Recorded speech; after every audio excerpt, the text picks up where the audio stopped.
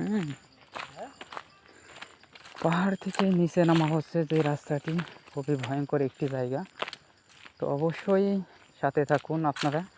আমার খুবই ভয় লাগে, আপনারা সাথে না থাকলে আরও ভয় লাগবে। তো অবশ্যই আপনারা আমাকে একটু সাড়া দিন, কিভাবে আমি বের হব এই জায়গাটি থেকে। অবশ্যই কমেন্ট করে আপনারা জানাতে থাকুন। আমি মালয়েশিয়ার পাহাড়ের একটি জায়গায় এসেছি, খুবই ভয়ঙ্কর একটি জায়গা। তো সেখান থেকে বের হচ্ছি, পথঘাট নেই চেনা নেই জানা। অবশ্যই সাথে থাকুন এবং সুন্দর সুন্দর কমেন্ট করতে থাকুন। সাথে থাকলে হয়তো মনে একটু সাহস লাগবে, একটু মনের ভিতর সাহস যোগাবে। তো অবশ্যই সুন্দর সুন্দর কমেন্ট করুন এবং আমাকে কিছু সাহস দিয়ে পাশে থাকুন। তো এই হলো পাহাড়ে উঠছিলাম, তার পাহাড়ে নামার যে রাস্তাটি সেটি। তো নেমে আসছি ধীরে ধীরে, ঠিক আছে। হয়তো আর কিছুক্ষণ লাগবে নামতে পাহাড় থেকে বা জঙ্গল থেকে বের হইতে।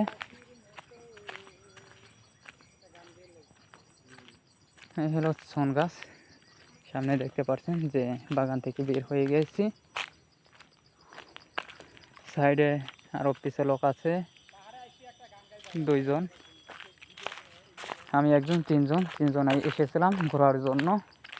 তো এই দেখতে পাচ্ছেন বিশাল বড় বাগান, বিভিন্ন পদের গাছগাছালি আছে এখানে, ফলের গাছ, ডাব গাছ, লেমন গাছ, আপনার যে লেবু গাছ বলে থাকেন। এখানে গোল গোল এক পদের লেবু আছে, সেইটাকে লেমন বলা হয় মালয়েশিয়াতে। লেমন আইস, এটা দিয়ে আইস তৈরি, মালয়েশিয়ার যে মিনুম সেটি বানিয়ে থাকে। এবং পানি জাম আছে, বিভিন্ন পদের গাছ আছে, আম গাছ আছে, কাঁঠাল গাছ আছে, বিভিন্ন পদের এই বাগানটিতে আছে, ঠিক আছে। এই যে লেমন গাছ প্রচুর পরিমাণে ধরছে আর প্রচুর টক।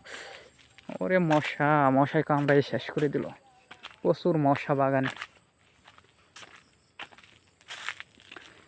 দুই সাইড দিয়ে বাগান এবং তার কাটার বেড়া দেওয়া আছে এবং মাঝখান দিয়ে একটি রাস্তা আইছে। এই রাস্তা দিয়ে হয়তো পাহাড়ে ওঠার জন্য, পাহাড়ে যাওয়ার জন্য, কারণ সাইডে আরও বিভিন্ন পদের বাগান আছে, গাছপালা আছে, যারা মালয়েশিয়ারা পরিচর্যা করে থাকে, যেটি কিছুক্ষণ আগে ওইখান থেকে ভিডিও সংগ্রহ করেছি।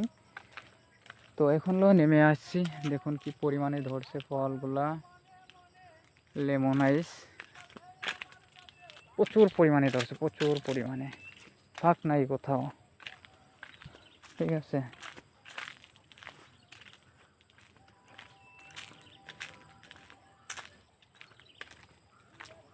দেখুন কি পরিমাণে ধরছে, হয়তো পাতার কারণে দেখা যাচ্ছে না, প্রচুর পাতা তো, ওই দেখুন ওই যে পাতার কারণে দেখা যাচ্ছে না। পাতার কালার যেমন এবং ফলের কালারও ঠিক একই রকম, যার কারণে দেখা যাচ্ছে না, ঠিক আছে। আর হয়তো ভিউটাও হচ্ছে না, সুন্দরভাবে দেখা যাচ্ছে না ক্লিয়ারভাবে। ওই দেখুন ওই যে প্রচুর পরিমাণে আছে, এই হলো গাছ, দেখছেন, ওই হলো বাসা। তো এই বাসাতে যাদের এই এরিয়াটি, যাদের এই বাগানটি, তো তারা এখানে থাকে না, হয়তো শহরের দিকে চলে গেছে, পরিচর্যাও করে না, এইভাবে পড়ে আছে। তো কেউ ধরেও না, খায়ও না, এভাবেই রয়েছে, এভাবেই পড়ে থাকে। বিভিন্ন পদের ফলের গাছ অসংখ্য।